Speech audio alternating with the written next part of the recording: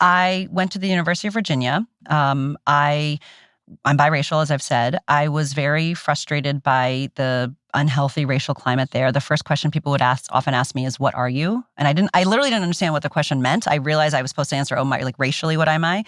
And I learned very quickly that, okay, race really matters here. Okay, got it. And I learned about a process actually through my mother called sustained dialogue. And the University of Virginia has a really strong sense of student self-governance, which means this is your community. If you have a problem with it, do something about it. And so rather than complaining about race, go and figure out, do something about it. And so I learned about this process. I was able, fortunately, this former diplomat, Harold Saunders, actually helped write the Camp David Accords, retired, was interested in college campuses and race.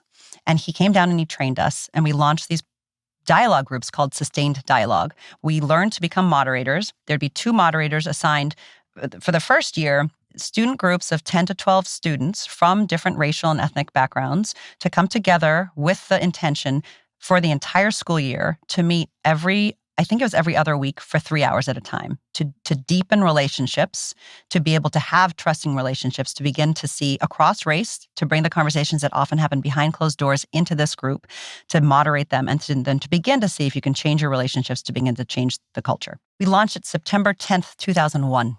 So 9/11 happened the next day. Wow. In part because of the timing, it became a very popular student group. One of the things we found was in the beginning, we really didn't know what we were doing. We were just sort of throwing stuff on the wall.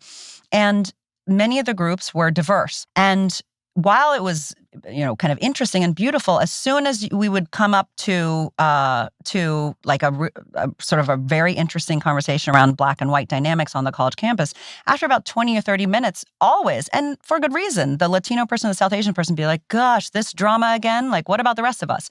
There were 2 groups that were started by 2 students that were different. One, if I remember correctly, was college Republicans and LGBTQ student group. And the other group, if I remember correctly, I think it was Jewish American and Arab American students. And in our moderator groups, basically every single time, the other groups, the moderators would come and be like, yeah, it was a fine conversation. And the facilitators of these 2 very specific groups were electric. We had incredible conversation. We went into territory that we barely ever get to go in. We also don't know how to handle it. Those groups were transformative because there was a specific and disputable line. Everyone knew why they were there. They're also willing to be together in that. This is 2001, 2002, 2003. And that actually having the boundary of the relationship was so helpful.